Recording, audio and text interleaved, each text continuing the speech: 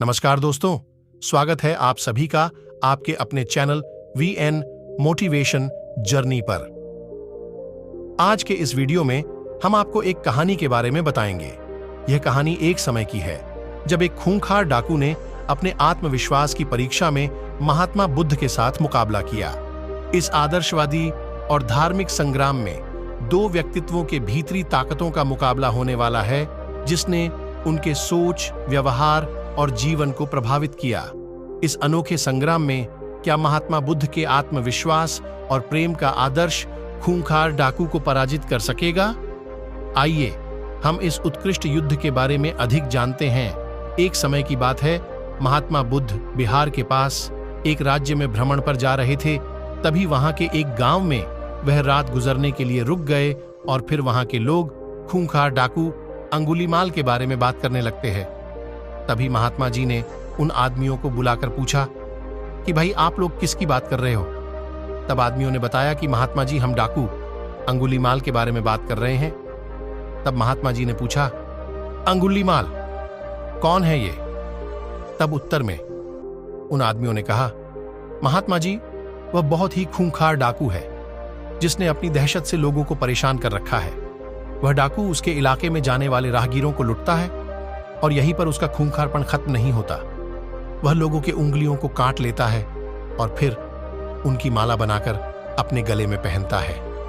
तब महात्मा जी ने बड़ी शालीनता से पूछा कि अंगुलीमाल डाकू मिलता कहाँ है?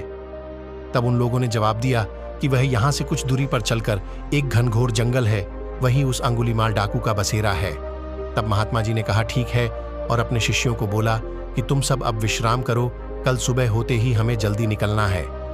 सुबह हुई और महात्मा जी ने अपने शिष्यों को कहा कि चलो शिष्यों, अब हमें उस जंगल की ओर प्रस्थान करना है। तब सभी शिष्य डर गए और बोले, जंगल की तरफ?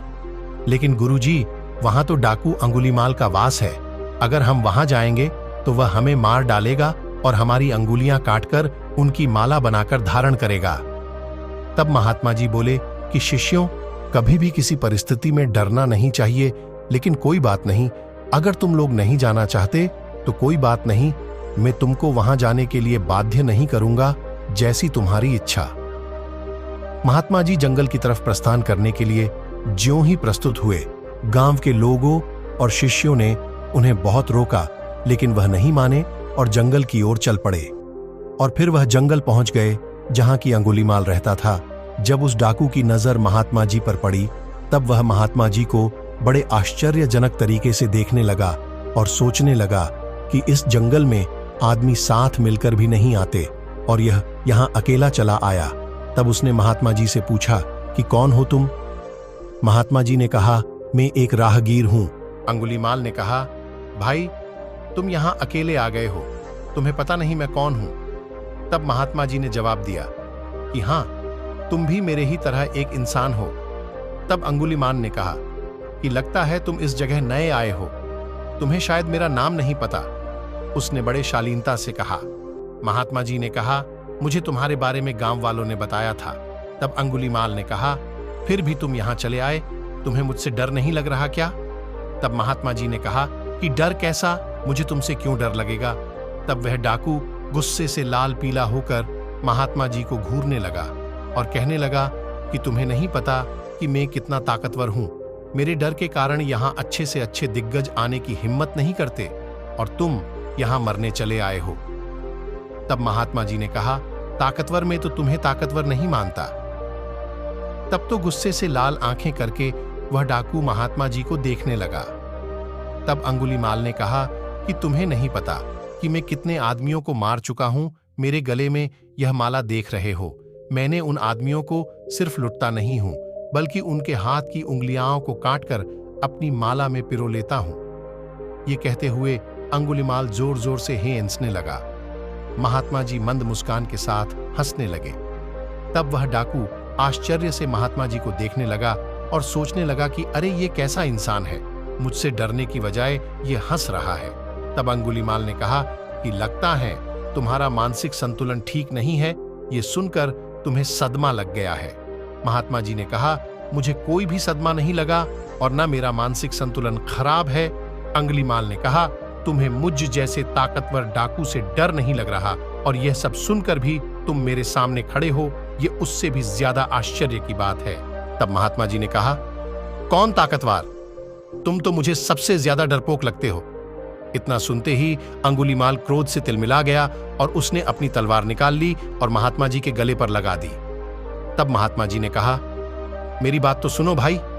उसने बोला, जल्दी बोल, अब मैं तेरे मुख से और कुछ नहीं सुनना चाहता। अरे भाई, अगर तुम सच में ताकतवर हो तो तुम सिद्ध करो, तब मैं मानूंगा। अंगुलीमाल ने कहा, अच्छा बता, मुझे क्या करना होगा अपने ताकतवर सिद्ध होने के लिए? तब महात्मा जी ने कहा कि तुम्हें वो पेड़ दिख रहा है। अंगुलीमाल ने कहा, हां दिख रहा है, तो क्या करना है? उस पेड़ को गिराना है क्या? महात्मा जी ने कहा, नहीं, तुम्हें सिर्फ उस पेड़ से 10 पत्ते तोड़कर लाने हैं। इतना सुनकर अंगुलीमाल जोर जोर से हंसने लगा और हंसते हंसते पेड़ से पत्ते तोड़ लाया और महात्मा जी को देने लगा। महात्मा जी ने कहा, जाओ अब ये पत्ते उस पेड़ पर वापस जोड़कर आओ। तब अंगुलीमाल हैरानी से महात्मा जी को देखने लगा। तब महात्मा जी ने कहा, क्यों, क्या हुआ? जाओ जोड़कर आओ इन पत्तों को।